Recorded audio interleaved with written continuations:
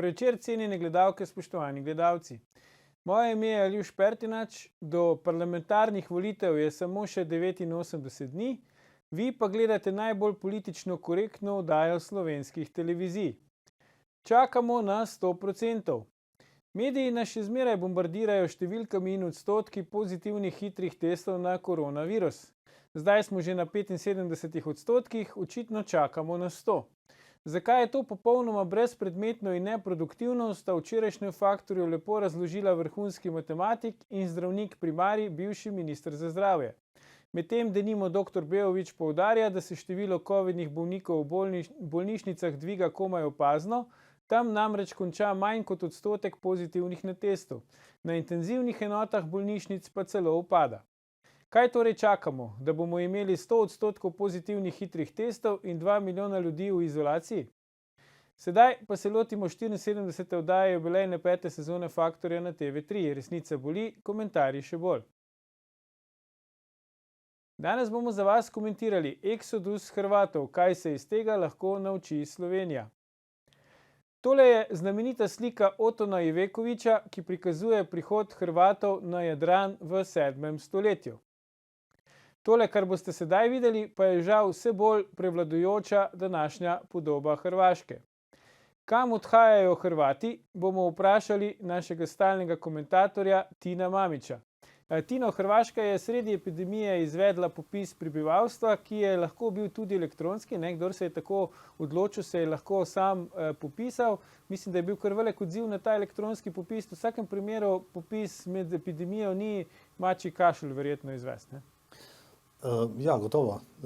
Je pa res, da je ta elektronika v bistvu v zadnjih 2-3 letih tudi pri nas zelo napredovala, oziroma zelo smo se osvestili, opismenili, zato je tudi ta popis je bil polovico prebivalstva približno je bilo se elektronsko popisalo samo na internetu, polovico pa na terenu. Tako da z tega stališča je to kar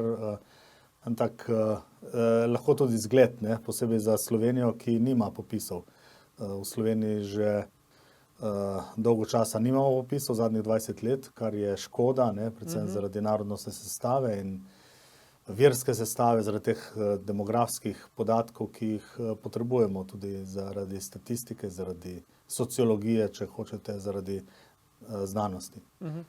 Ja, res je, pri nas že dolgo ni bilo popisano, na Hrvaškem je bil, mislim, da 10 let nazaj, se pravi, so tukaj precej boljši kot pa mi, ne? Ampak rezultati popisa pa niso tako, bi rekel, pozitivni, kot je mogoče to, da so pač popis izvedli, tudi da se je polovica ljudi pač lahko elektronsko samo popisala.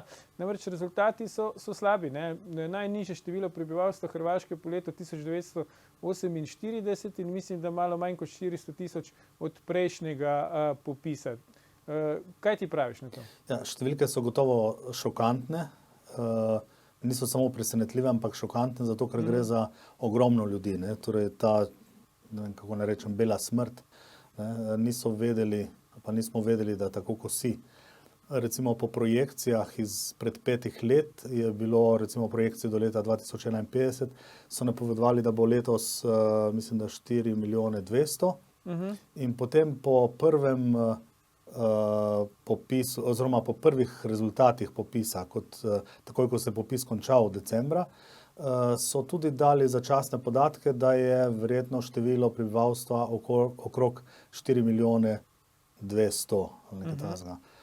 Zato je potem zdaj, ko je prišlo na teh 3 milijone 880 tisoč, torej manj kot 3,9 milijonov, je to velik šok za vse, ker to pomeni, da je prebivalstvo v Republiki Hrvaški padlo praktično za 1 milijon od leta 1991. In moramo vedeti, da je za 400 tisoč, torej za polovico približno, ta padec je bil v zadnjem desetletju. V prvih 20 letih, ko Hrvaška ni bila v EU-ju, ko je Hrvaška doživela krvavo vojno s precej mrtvimi in tudi ogromno beguncev, ogromno Hrvatov se je izselilo, ampak ni tega tako začutila kot sedaj.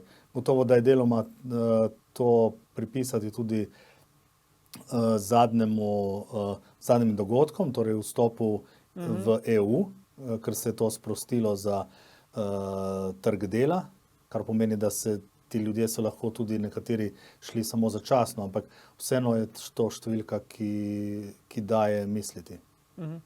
Verjetno se je pa tudi dobršen del Hrvatov iz Bosne in Hercegovine preselil v Hrvaško, ne? Pač zaradi vojne ali pa po vojni.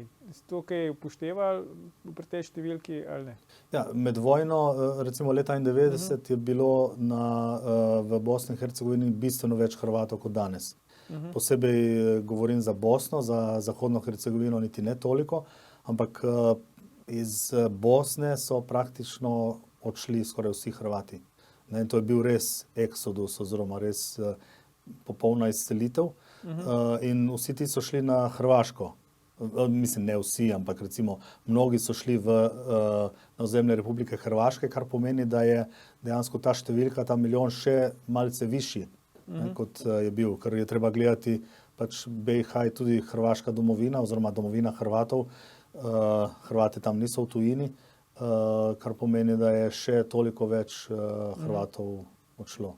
Ampak ko praviš, da se je večina tega pač upada prebivalstva zgodila v zadnjih letih po članstvu v Evropski uniji, če te prav razumem, to, da se je dosti prebivalcev srbske narodnosti pač preselilo iz Hrvaške po padcu krajine, očitno ni tisto, kar bi poglavitno vplivalo na to številko, ne?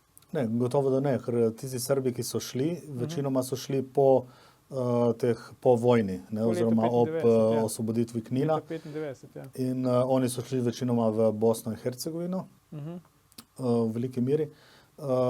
Tako da od takrat je pač številka srbskega prebivalstva približno enaka. Zdaj za to zadnji popis se še ne ve, ampak tistih 4-5% približno je Srbov na Hrvaškem. Nekaj manj, kot je bilo leta 1991. Zdaj ne vem, koliko je bilo 91. Točno Srbov, ampak nekaj manj. Torej,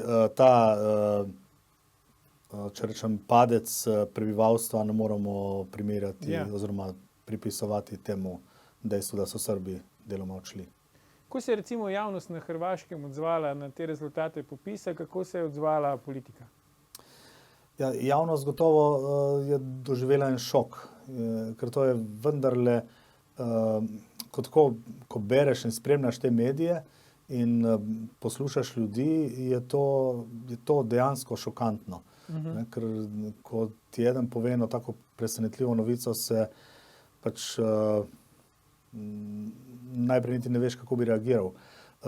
Moramo vedeti tudi, da Hrvaška dela na demografskem področju ogromno, že par let, očitno brez pravega uspeha, ne? Ampak dela, recimo imajo programe v Slavoniji, recimo mi je en kolega govoril, da imajo določene občine, dajo zemljo zastonj, gradbeni material zastonj in potem še, mislim, da 40.000 evrov, če odpreš neko podjetje in potrebuješ zagonski kapital za nabavo strojev.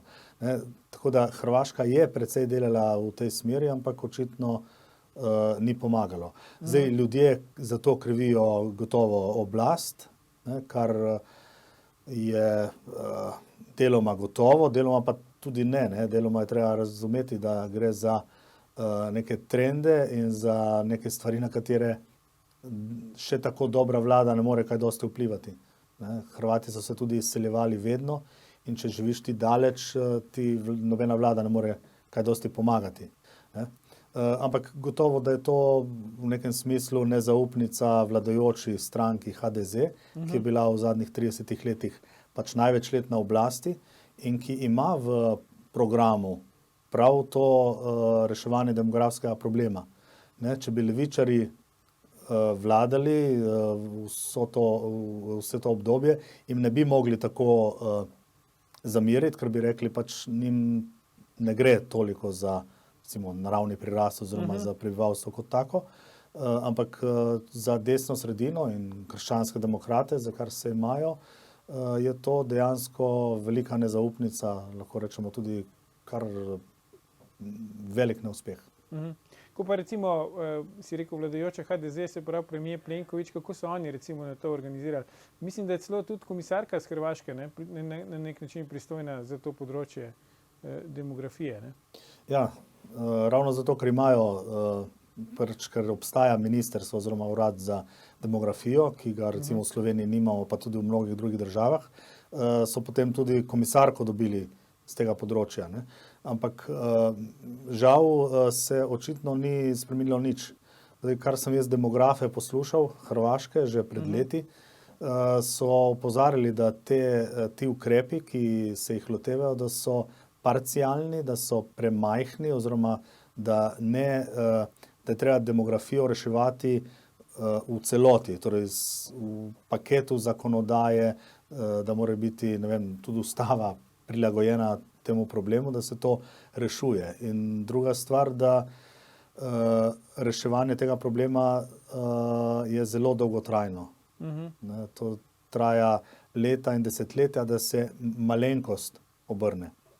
Zdaj, zanimivo je tudi to, da v teh reakcijah tudi demografi govorijo o Sloveniji kot zgodbi o uspehu, ker je Slovenija povečala število prebivalstva, čeprav imamo ravno tako enako belo smrt, če temu tako rečem, kot na Hrvaškem. In sicer torej imamo vedno manj rojstev, jih imamo leta 20 smo imeli manj kot 19,000 rojstev, 100 let nazaj smo imeli pa več kot 40,000 rojstev, ne, tako da je polovico manj. Smrtnost pa tudi takrat ni bila tako grozno visoka, ne, smrtnost dojenčkov, torej po prvi svetovni vojni. Ja. Tako da glede tega, da pri nas imamo na srečo ogromno priseljevanja in to priseljevanje potem izniči te minuse, ki jih imamo zaradi primanjkljaja rojstev. A se ve tudi mogoče že starostna struktura pri tem popisu prebivalstva, kdo se izseljuje? Verjetno predvsem mladi, ne? Prav po popisu tega ni. Je pa res, da je vprašanje, kaj bo popis točno pokazal, ko bo to jasno, zato ker popisovalo se je ljudi, ki so v tistem trenutku doma. Kar pomeni, če je nekdo odpotoval za 14 dni v neko drugo državo, ga niso dobili. Če bil nekdo na začasnem delu v tujini za, ne vem, 3 mesece, ga tudi niso dobili. Tako da, in to so večinoma mlajši oziroma delovno sposobni, zato gotovo, da ti ne smemo prav do zadnjega šteti oziroma imati teh številk za suho zlato. Gotovo pa je, da se izseljujejo predvsem mlajši, delovno sposobni, kar je priseljevanja, so pa starejši. In kar je priseljevanja v zadnjih letih, se opaža tudi to, recimo po Schengenu oziroma po vstopu v Evropsko unijo, da se veča število stanovanjskih površin tik ob obali, vendar so ta stanovanja velikokrat nenaseljena. To pomeni, da prihajajo sem tujci oziroma pač neki turisti, kakorkoli, ampak pričakovati pa je, da bo v prihodnosti vedno več starejših prebivalcev Zahodne Evrope se selilo na Jadran, kjer so cene malce nižje kot v osrednji Evropi, hkrati imaš pa blažjo klimo. Ne? Tako da glede tega tu neko upanje imajo, ampak ne gre za delovno sposobne prebivalce, kar pomeni, da se ta sistem sesuva. Ni aktivna populacija, Si bo vzela še en krajši premor, ampak ne nam uvid, gledalke, gledalci, se vrnemo po oglasih, ko nadaljujeva s komentiranjem, kaj se iz eksodusa Hrvatov lahko nauči Slovenija. Ostanite.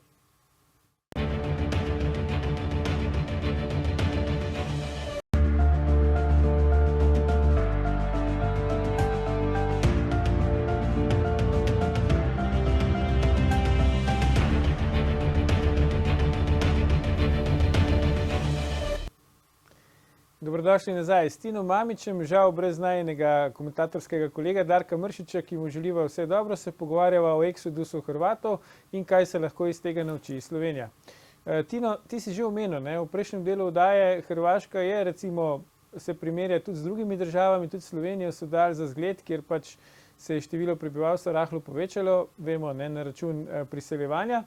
Ampak če recimo pogledamo zdaj to primerjavo Hrvaške z drugimi pač evropskimi državami, recimo iz tega geografskega prostora, vidimo zdaj te grafe na na ekranu. Zdaj pač tako nekako, razen Madžarske, mogoče je tako nekako, se mi zdi,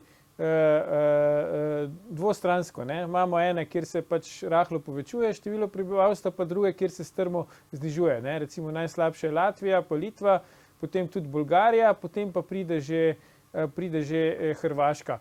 Zdaj vse te države so pač v članice Evropske unije, ene so bile prej, ene so bile kasneje. Čemu ti pripisuješ, recimo, da pri nekaterih, kot so Slovenija, Češka, Slovaška, ni prišlo do tako velikega upada prebivalstva, medtem ko pri drugih, recimo baltske države, pa tudi Hrvaška, pa ja? Nekaj gotovo tudi v tradiciji. Recimo za Hrvate je značilno, da je ogromno Hrvatov šlo v svet, že iz 19. stoletja ogromno, res ogromno. To pomeni, da je izven Hrvaške živi precej več Hrvatov kot v domovini, predvsem pa teh s hrvaškimi koreninami. Pri Sloveniji pa to izseljevanje ni bilo tako močno. Ja. Čeprav je v nekem obdobju je šla skoraj tretjina prebivalstva, ne, tam v 19. stoletju, konec, ampak se je to vendarle potem umirilo. In nekaj lahko rečemo, da je povezano z slovenskim narodnim značajem, ker je Slovenec je, tako kot ga opisujejo recimo tujci v 19. stoletju, je izredno nenaklonjen vsaki novotariji, ne, novim stvarem. Zato mu recimo svet ni tako imponiral kot komu drugemu. Tako da jaz bi rekel, da je tu ta navezanost tudi deloma kriva, da ni bilo tega, toliko tega, če rečem, izseljevanja. En razlog je gotovo v bližini Avstrije in Italije, ker je vedno ogromno Slovencev delalo čez mejo, kar pomeni, da jim ni bilo treba se izseljevati. So bili dnevni migranti, ja. Ja, in tudi, če pogledamo kakovost življenja, je v Sloveniji precej visoka, zato ker je standard razmeroma visok, hkrati je pa kakovost življenja, recimo čistost zraka, čistost okolja, nenaseljenost. Ne? Mi imamo zelo redko naseljeno državo in zelo zeleno, tako da z tega stališča se mi zdi, da je to krivo. Ne gre toliko za kako demografsko politiko, ki dejansko ni aktivna in bi po tem grafu lahko rekli celo, da je uspešna, ampak gre bolj za narodni značaj. Ja. So pa na Hrvaškem naredili še eno zanimivo primerjavo, namreč primerjali so trende pri številu prebivalstva, pa trende pri zaposlovanju v javnem sektorju, da tako rečem, se pravi po občinah, po županjah, ne, Hrvaška ima drugo raven lokalne samouprave, ki jo mi nimamo, in v državnih službah si bomo še ta graf pogledali. Ta trenda sta diametralno nasprotna, ne, kot vidimo zdaj na ekranu, ne, se pravi pač število teh zaposlenih v teh javnih službah, da tako rečem, strmo raste, število prebivalstva pa strmo pade. Zdaj, v prejšnjem delu oddaje si že nekaj govoril o tem, da je to tudi na nek način nezaupnica vladajoči stranki HDZ, ki je večino časa od hrvaške osamosvojitve bila na oblasti. A to tudi pomeni, zdaj to, kar vidimo na grafu, da dejansko pač tisti, ki se zaposlujejo, če se zaposlujejo, ne, nekako po tej strankarski liniji, pač ostajajo, ostali, ki te možnosti nimajo, pa grejo s trebuhom za kruhom. Ja, deloma je gotovo to res, ker recimo, ko gledaš te področja, kjer se izseljujejo, dejansko ostajajo predvsem ljudje, ki delajo v javni upravi.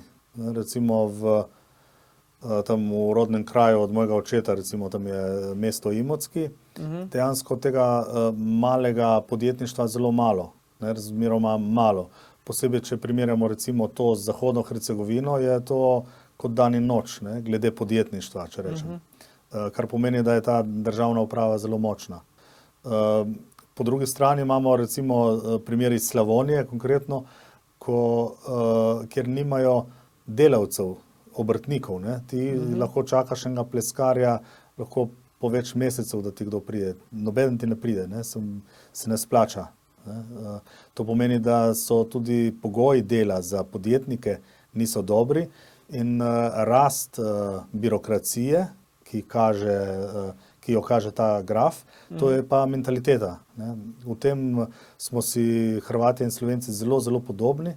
Imamo dejansko ene rezultate, ki so enaki, čeprav imamo mi večinoma leve vlade, oni pa desne, ampak birokracija se razrašča v obeh državah enormno in vedno manj je zasebne pobude. Ne, tako da ta birokratizacija je del vedno neke stranke, ki je preveč časa na oblasti oziroma ki hoče na tak način svoje kadre nagraditi oziroma jih imeti za lojalne. Zdaj, predno gremo na to, kaj se lahko Slovenija iz vsega tega skupaj nauči, me še tole zanima, kaj bi ti recimo nasvetoval oblastem na Hrvaškem, kaj še lahko spremenijo. Ne? Vemo, recimo nam Slovencem se zdi Hrvaška zelo super, praktično milijon Slovencev, polovica države vsako leto letuje tam. Kaj se da še narediti, zato da ljudje ne bi hodili tja sam na dopust, ampak da bi tam dejansko tudi ostali, Hrvati, ne? Seveda ne Slovenci. Tukaj jaz pač nisem ne sociolog, ne demograf, tako da bi težko dal en celovit odgovor. Gotovo bi pa bilo pametno tudi za Slovenijo, ista stvar, da bi liberalno svobodo dejansko osvobodili oziroma da bi tržno gospodarstvo res se uveljavilo, da ne bi bilo več toliko teh dogovorjenih poslov, da bi bilo manj državnih firm in da bi se bolj spodbujalo zasebno pobudo. Ker če bo več podjetnikov, bo potem tudi več gospodarske pobude, več gospodarske rasti, več te dinamike. Ljudje, ki sami delajo v svojih firmah, so veliko bolj podjetni in se bolj hitro obrnejo in gre gospodarstvo bolj naprej. Ne? Zdaj, če imamo pa tako pri nas kot na Hrvaškem ista stvar, da imajo ljudje v državni upravi višje plače kot v gospodarstvu, ne, to pa ne gre, tega pa nikjer na svetu ni. Ne, ravno obratno mora biti. V državni upravi, kjer imaš zasigurano službo, so plače nižje kot v gospodarstvu, kjer si na trgu in lahko čez noč ostaneš brez službe. Zdaj, če pogledava še Slovenijo. Ne? Slovenija, smo rekli že, pač prebivalstvo se ni zmanjševalo, čeprav se pač rodnost je manjša. Ne? Pri nas imamo tudi negativni prirast, tako kot na Hrvaškem. Kaj se tebi zdi? Je tudi se z Hrvaške recimo preselijo ljudje v Slovenijo? Vemo pač, študirati prihajajo k nam mladi, ampak ti se verjetno potem vrnejo nazaj na Hrvaško ali pa grejo kam drugam v Evropsko unijo, verjetno jih veliko ne ostane pri nas, ali se motim? No, glede hrvaške manjšine v Sloveniji, ki tudi recimo sam pripadam kot druga generacija, je leta 1991 bilo Hrvatov 55 000, nekaj podobnega. Največja manjšina je bila znotraj Slovenije. Potem v popisu 10 let kasneje, oziroma 11 let kasneje, 2002, je bilo pa Hrvatov, mislim, da 35 000. Ne, torej številka je zelo, zelo padla, pa to ne pomeni, da bi Hrvati umrli. Ja. Ne?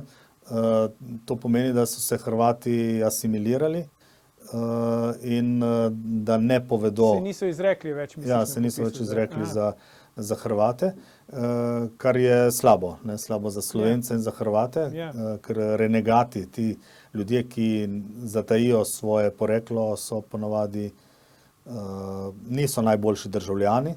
Tudi vsi diktatorji skoraj so bili renegati, ki so pozabili svoje korenine. Bolj papeški od papeža. Ja, recimo Stalin je bil Gruzinc, Hitler je bil Avstrijec, Karadžić je bil Črnogorec in tako naprej.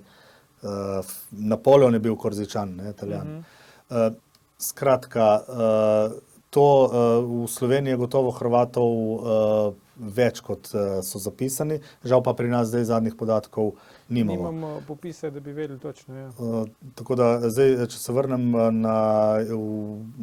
na vprašanje, ki sem ga pa zdaj že malo pozabil. Slovenija, se pravi, pač pri nas se prebivalstvo veča s priseljevanjem, smo rekli. Ne? Zdaj, a si ti pričakoval? Na nek način se mi zdi, da smo na pol potiho pričakovali po osamosvojitvi, da bo Slovenija nek magnet za pač državljane drugih bivših republik, bivše Jugoslavije. A se je to zgodilo, se ni zgodilo? Se mi zdi, da se to ni zgodilo v taki meri, kot je mogoče kdo pričakoval. No, mogoče ne v taki meri. Dejstvo pa je, da je veliko priseljencev. Tudi, če pogledamo recimo številke, po uradnih podatkih je 12,5% vseh državljanov Slovenije rojenih izven Slovenije. Ne, torej, če odštejemo tukaj mogoče, ne vem, 100 zamejskih Slovencev in 500 argentinskih Slovencev, ki so se priselili nazaj, so drugo vse bolj ali manj iz bivše Jugoslavije. Zdaj 12,5%, to je 250 000, to je četrt milijona. In če pomislimo, da gre potem še druga generacija, ali pa recimo, da imajo otroke in da nekateri recimo, ne vem, Albanci imajo malo več otrok ali tako, tako da pride ta številka lahko takoj na 500 000 ljudi, ki jim slovenščina ni materni jezik ali pa ki jim je recimo en jezik bližje.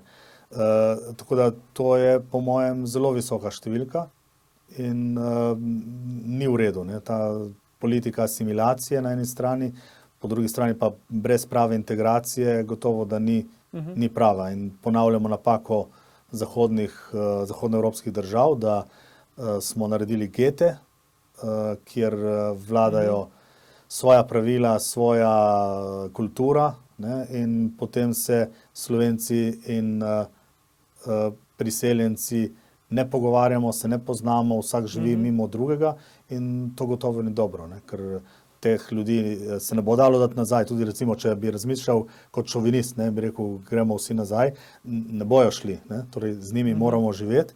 In če hočemo z njimi živeti, treba živeti v enem pametnem sožitju, da da nam oni ne bojo na poti in da mi njim ne bomo na poti. Ne?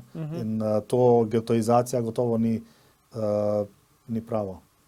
Zdaj, smo govorili tudi glede rodnosti v Sloveniji v eni izmed prejšnjih oddaj, ne bi zdaj vsega ponavljali, ampak vendarle, ne. Se lahko to, kar se zdaj dogaja Hrvaški, zgodi tudi Sloveniji. Recimo, če pač ne bo razvoj šel dovolj hitro naprej, da bi nekako zmanjševali ta razvojni zaostanek do najbolj razvitih zahodnih držav, se tudi nam lahko zgodi, da se nam bo drastično začelo zmanjševati število prebivalstva, ker bojo pač recimo mladi pretežno šli v tujino s trebuhom za kruhom. No, to v nekem smislu se že dogaja, ne? Ker so številke rojstev padajo. Mi imamo število rojstev tudi najnižje po letu 1945 ali 46, kar pomeni, da se ponavlja. In zdaj moramo vedeti tudi to, da res po številkah se prebivalstvo mogoče celo malo veča v zadnjih letih v Sloveniji, ampak število Slovencev, recimo 2 milijona Slovencev danes ali 2 milijona Slovencev pred 10 leti je razlika, ne? Ker danes imamo veliko več priseljencev, veliko več recimo moških, ki so druge kulture, druge vire in nižje izobrazbe. Zato, ker moramo vedeti, da Slovenci, to ne pomeni samo etnično Slovenci, ampak recimo prebivalci Slovenije, ki se izseljujejo, so večinoma mlajši, izobraženi. Ne? In je to beg možganov. Na njihovo mesto pa prihajajo manj izobraženi, slabše izobraženi, posebej recimo, ko gre za prišleke iz arabskih držav, je to še čisto ena druga kultura, kar pomeni, da državo tudi to veliko več stane za integracijo enega takega človeka. Zato jaz tukaj nikakor ne bi bil optimist in lahko rečem, da te številke v nekem smislu lažejo. Bi morali dejansko razmisliti, kako se tu pomagati. Ne? Tukaj tudi, zdaj bom izpadel mogoče šovinist, ampak za Slovenijo bi bilo najceneje, da odpre vrata priseljencem, ki imajo podobne kulturne navade in podoben jezik. To pomeni, da je recimo en prišlek iz Bosne in Hercegovine ali pa iz Hrvaške ali pa iz Srbije, je gotovo se lažje integrira in lažje pomaga Sloveniji kot en Jordanc, ne, ali pa Afganistanc. Pa se ti zdi, da imamo odprta vrata za ljudi iz bivših republik, bivše skupne države? Jaz mislim, da kar so. Tudi atmosfera je taka, da Slovenci radi govorimo z vsemi tujci, pač so hrvaščino ali srbščino ali srbo-hrvaščino, kakorkoli že to imenujemo, ta jezik po naški. Še preveč je tega, ker se potem tem priseljencem ni treba niti učiti slovenščine, ker jim vse povemo. Ali pa jih saj razumemo. Tako da ta atmosfera je gotovo zelo prijazna do njih. In ta atmosfera je praktično še bolj pomembna kot sami uradi. Vemo pa, da je državna administracija slovenska je tem priseljencem zelo naklonjena. Tudi takim, ki ne znajo jezika in zelo, jaz vem, na svojem primeru sem parkrat že to ugotovil, kako so bili veliko bolj prijazni do enega, ki je prišel od nekod drugod kot do mene. Tako da vem, da s tem tujci ne morejo imeti takih problemov kot kje drugod. Kaj bi ti rekel, recimo, po eni strani se mi zdi je koristno, da pač tudi priseljenci pri nas ohranjajo svojo kulturo, svoj jezik in tako naprej. To nič ne vpliva na to, ali so lojalni državljani Sloveniji ali niso, ne?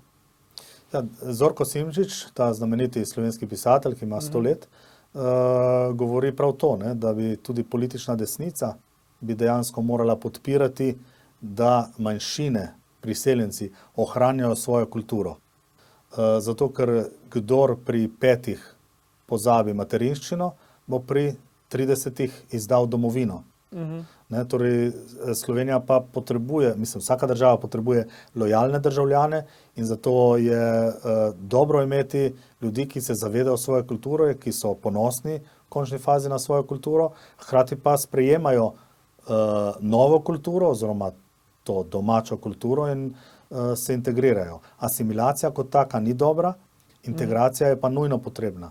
In pri nas imamo problem, da je preveč asimilirancev in premalo integrirancev, to gotovo. Imamo po eni strani ljudi, ki nočejo govoriti slovensko, pa se nočejo niti potruditi, da bi govorili. Hkrati imamo pa take, ki govorijo samo pač neko spakedranščino in se nočejo sploh potruditi in skušajo pozabiti svoj materin jezik in potem ne znajo dobro ne enega, ne drugega. Se da ta beg možgan mogoče nadomestiti s tem, da bi pa privabili iz bivše Jugoslavije pač tudi te bolj izobražene mlade, recimo, da pridejo k nam, ne samo študirati, ampak da tudi ostanejo pri nas?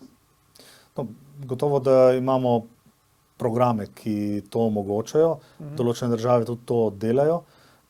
Je pa res, da prav za beg možganov tak klasičen ni tako lahko, kot je bilo nekoč. Posebej zato, ker prišleki iz držav bivše Jugoslavije gredo velikokrat raje v Avstrijo ali v Italijo, ker so plače vendarle nekoliko višje. Ta preskok še večji. In zato je potem tu ostajajo recimo tisti, ki mogoče niso tako ambiciozni ali pa tako dobri. Tako da z tega stališča nimamo tako srečne roke, bi pa lahko marsikaj na tem področju naredili, da bi povečali integracijo kot tako in tudi, da bi privabili ljudi, ker če ne bo naš sistem za penzije, za pokojnine se bo sesul, če ne bomo imeli pač ta prave strukture prebivalstva. Evo, Tino, za konec, če se čez 10 let spet srečava na tem mestu v oddaji, kakšni bodo demografski trendi v Sloveniji po tvojem? Ja, jaz se bojim, da bo še slabše kot danes, torej da se ne bo naredilo nič, zato ker o demografiji se nihče ne pogovarja. Po drugi strani pa imamo celo politične pritiske, da bi se, oziroma politične pritiske, ki so dejansko protislovenski, z željami, da bi pripeljali v državo čim več Arabcev, čim več muslimanov, tako da se čez 10 let, če smo še videli, se bojim, da bo še slabše kot danes. Ok. Bomo videli vsi skupaj, kaj bo. Za danes pa Tino Mamić, najlepša hvala za tvoje komentarje v naši oddaji. Gledalke, gledalci, to je bil o demografski katastrofi na Hrvaškem, malo pa tudi v Sloveniji, že 678. faktor na TV3. Jutri bomo za vas komentirali Rusija, Ukrajina, ZDA. Komu koristi vojna? Ne zamudite, predvsem pa ne pozabite. Ni vseeno, kdo kaj reče.